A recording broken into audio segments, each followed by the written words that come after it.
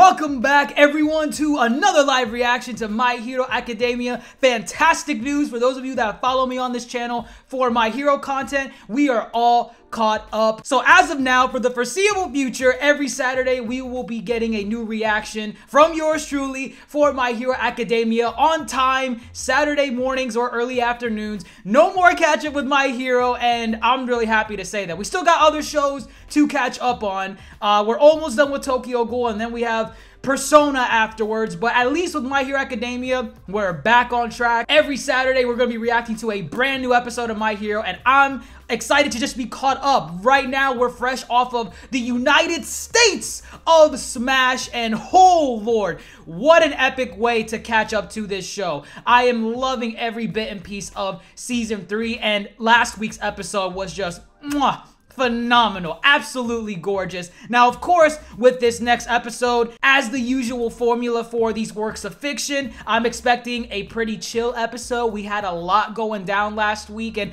I might be wrong. Maybe something big might happen in this week's episode as well. But in all honesty, I'm not really expecting that big of a surprise. And not to say even that the chill episodes of My Hero are bad or anything. I'm just expecting something of that nature. But who knows? Might be pleasantly surprised with what's gonna happen. But let's not waste any more time. Let's get episode 12 of Season 3 to My Hero Academia on the road.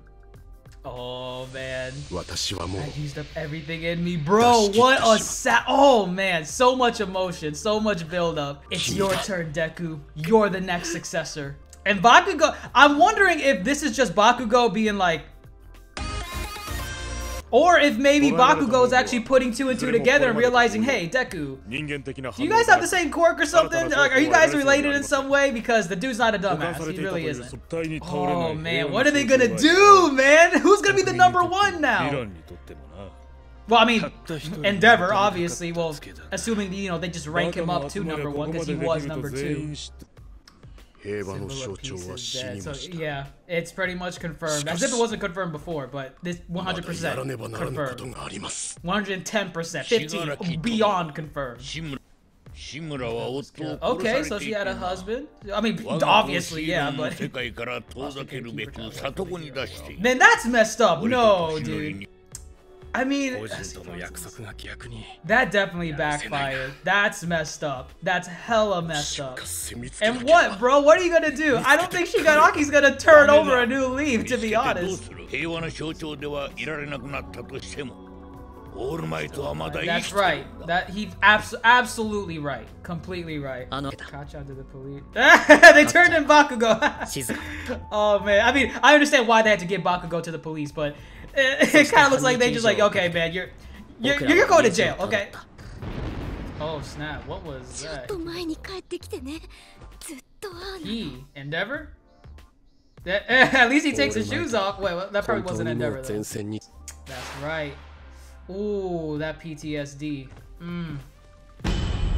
Oh, he's pissed. He is livid. He's lost. Oh man, he lost his Brody. Not like this, man. He wanted to defeat All Might. He didn't want to just have him defeat it himself. He didn't want to just like see that shriveled up form, all decrepit and whatnot. Yeah, didn't even tell his mom where he's going. Just like, okay, see ya. I know it's late. It's a school night, but actually, well, no, it's not even a school night. I think it's still the summer. They're running through the field. Ah, they are. I was gonna say running through a field of flowers. Oh, he actually hit him. He actually hit him. Oh man, you know what? He has every reason to hit Deku, but that was beautiful. Oh man. Hey, okay, he can still do that a little. Ah, no, never mind. He cannot. Not even a minute, like, dude, dead ass, like seconds. What are you gonna do? Are you gonna just slap him? Nah, realistically, no. He learned, man. But look back onto year 1 Deku, or first semester Deku. He getting destroyed every single time he uses his powers. Now, he's holding his own. I love it. Oh, my door. Oh, man, he even got All Might being a crybaby, man. Oh, I love it. I love these two.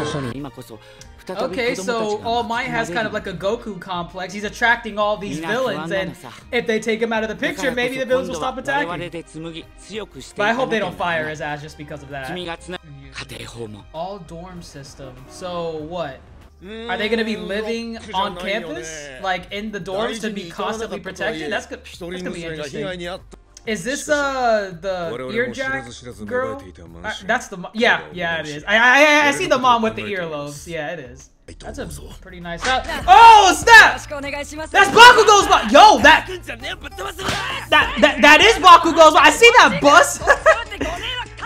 Oh man, just like Bakugo. Oh man, where are my glasses, bro? That bus on Bakugo's mom. What the hell? Oh man, I don't even have it on straight. Oh man, screw this. She keeps slapping. She keeps slapping him like a dog. His dad looks pretty chill. So I think it's pretty much confirmed. Bakugo takes heavily after his mom. That's confirmed. Asking the big boy stuff. Nah, man, he's more than that. I saw Deku. I saw how he was being like a little baby chan. Yeah, the police set out to go outside. Get back in here, boy. I'm gonna slap you silly.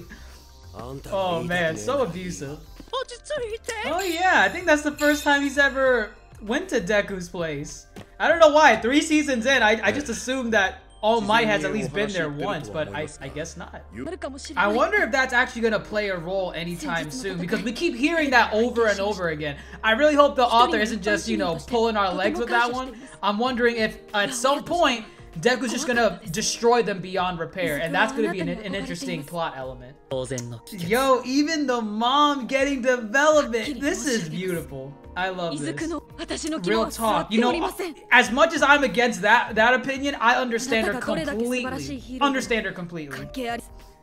No, she's not being a monster, dude. She really is not. She's, as a parent, she understands what it means to always have her son in danger. And it's against Deku's wishes entirely. He's probably gonna, yeah, he's gonna storm off to his room. But as a parent, like, she understands. She knows entirely what's up with this place. Yeah, he's actually reading the whole entire, oh wait, no he's not, okay. That was just the subtitles, like, saying, like, what he wrote in the letter. Yo, he's bowing. Oh, wow. It's already going away. Transformation Jutsu ran out of chakra. Quote of the episode. Don't look at the current UA. Look at the UA of the future, boy. Look at young Izuku, man. He is the next symbol. Oh, his words are so heavy on me. She's gonna say yes now. Too many tears, man. Too many tears in one. Too many tears in one episode and in one room, to be honest. I heard your cries throughout all my reactions. There's a lot of after credit scenes that I need to keep track of, so we got one right here. And it's all for one. He's all strapped up in a psycho vest. Nice. Oh man, he's triggered. Oh man. Oh!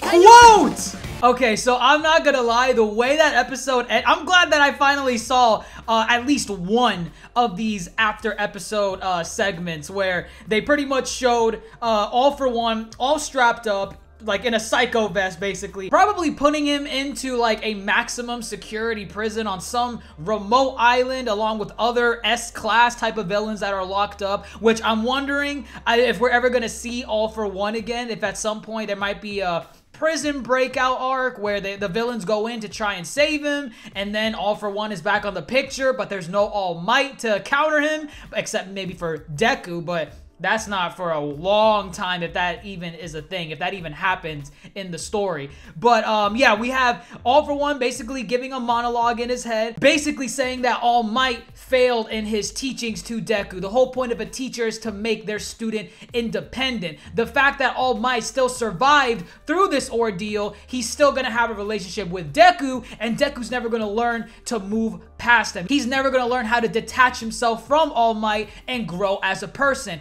Compare that to Deku's mirror image, that being Tomura Shigaraki. We see that Tomura has been developing throughout the entire series, as well as Deku. You know, I'm not saying Deku hasn't developed in this series at all, but look at Shigaraki. Basically, All for One is saying, look at all the things that this guy is doing. His plans are getting more conniving. They're getting more mature. He's bringing in more numbers. It's only gonna get better from here. And I taught this boy how how to be independent, how to rely on himself to be the next big villain. And of course, the line at the end, I thought it was beautiful. He basically mimicked the same thing that All Might said to Deku, "You're next." As in, bro, now that I'm out of the picture, which, I mean, I really doubt this is the last time we're going to see All For One. We're definitely going to see him later on in the story, whether he be the final villain or a supporting villain, because maybe the main villain might be Shigaraki now. But that's neither here or there. That's for a later future, like, you know, theory video, if we even decide to do one of those. But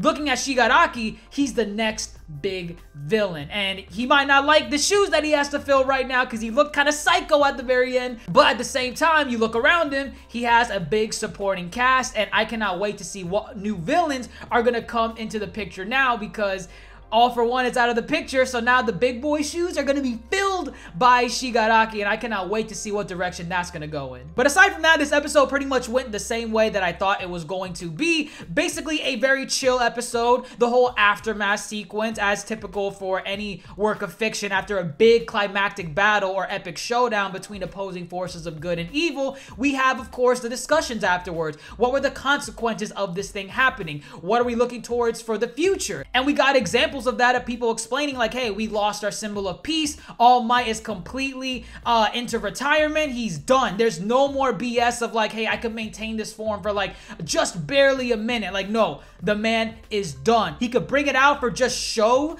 but that show only lasts like 2 seconds, and it's real world 2 seconds. Not like he turns into it for 5 seconds and he could do like a bunch of crap that lasts like for 5 minutes from our perception of time, but realistically 2 seconds. He turns into it, gives like maybe a sentence or two, and then back into his old form again. I'm pretty sure the man cannot even throw a single punch anymore with the state that, well, One For All is in right now. At least the embers inside him, because he said he extinguished all of them, so it's done. Izuku Midoriya is the next successor. He's the next big honcho on the street. And this episode basically set up the new dorm system that they're going to be implementing for the school, which I'm curious as to how exactly that's going to change the future arcs in My Hero, because now the students are going to all be on campus around the clock, 24-hour, you know, protection, which is kind of cool, because now I'm just thinking of all the fillerish episodes, because you know that since all the students are together now, 24 hours a day, 7 days a week, they live on campus.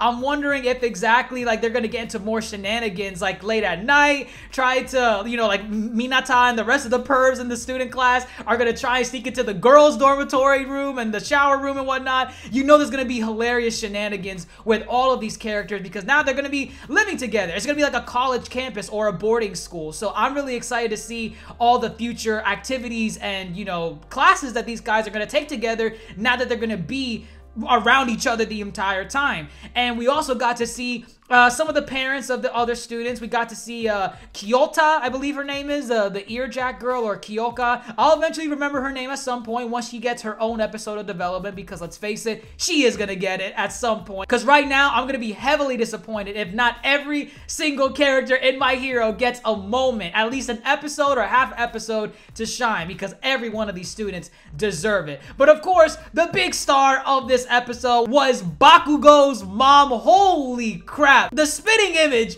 of freaking Bakugo. You look over to his dad, and his dad just looks like a generic background character that might be his stepdad, or I don't know if they actually confirmed whether or not that is his, you know, blood-related dad or whatever, but I mean, it really doesn't matter. You could tell where his genes come from, and that is his mom. I don't even think we got a name drop for his mom. I could be wrong. Maybe I missed that subtitle somewhere. I'm pretty sure they had to have said her name in this episode. Mrs. Bakugo, Mrs. Katsuki, Mrs. Kachan, whatever. Bakugo's mom. You guys know who I'm talking about. And man, you can kind of tell why this boy is the way he is. Every time he opens his mouth out of disrespect, the mom is slapping him in the back of the head like a damn dog. Like basically holding his head in the puddle of piss every time he does something wrong or incorrect.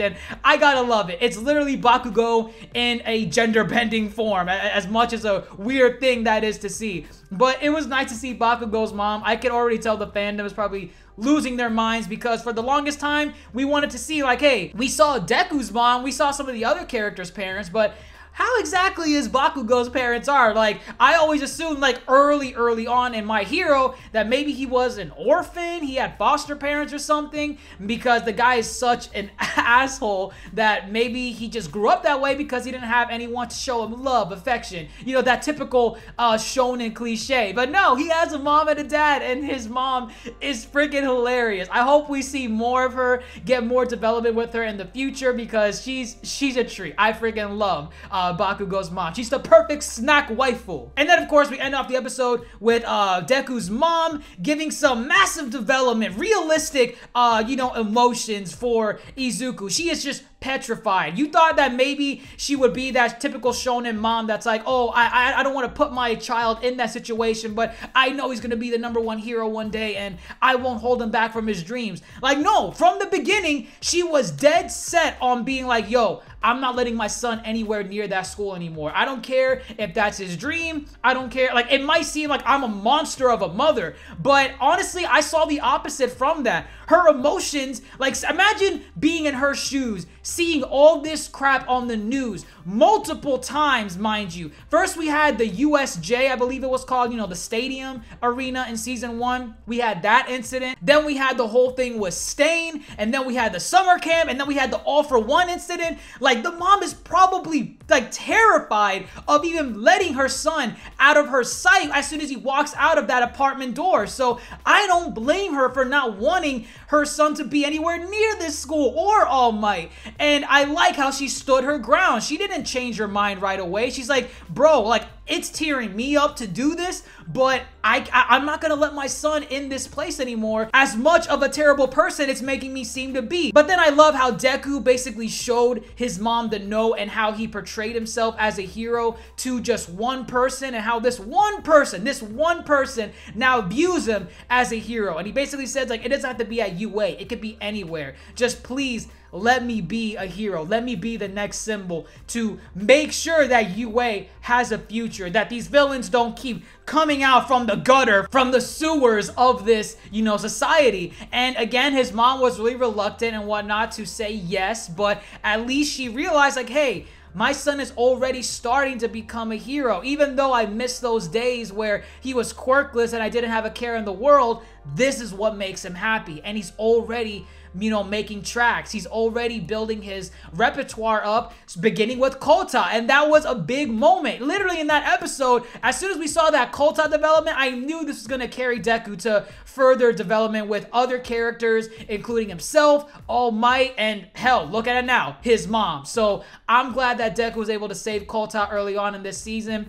And I cannot wait to see what we're going to get in the next couple episodes. What's the next big thing? Now that we have this dorm system in place, what exactly is going to happen next? Because you would assume that these students are not going to get 24/7 around-the-clock protection, and the villains are going to have to be really ballsy to start pulling off stunts again. So I'm really excited to see how that's going to go there. And before we leave off as well, I do want to mention one little thing that was briefed on early on in the episode, how the previous One for All user basically gave up her child for adoption, put him in foster care, and that is probably the mom or the dad of Shigaraki, because it's confirmed that the previous All for One user is the grandmother of Shigaraki. We're missing that one link in between those two characters, so I'm wondering if that's going to be a revelation later on, because they're purposely hiding this character in shadows and everything. So I'm wondering, like, hey, is this a big deal? Is this going to be a huge factor later on? We'll have to wait and see. But let me know your thoughts in the comments below. What do you think of this episode? Did you like the development for so many characters? You got it for Bakugo questioning All Might, asking him like, yo, what is Deku to you? You got it with All Might losing his embers in his body, so now he no longer can use the, you know, One for All quirk. You got development with Deku, his mom. Like, just there's just so much packed into this episode. It blows my mind. But I want to hear your thoughts. Share them in the comments below, and let me know what you thought of the video. Thumbs it up if you enjoyed it at all, or this episode in general. And don't forget to click that dumbbell next to the subscribe button so you can stay updated with all my videos whenever I upload them. And as always, don't forget to stay beautiful. I'm Ajax the Mister, and as always, folks, thanks for watching and have a great day.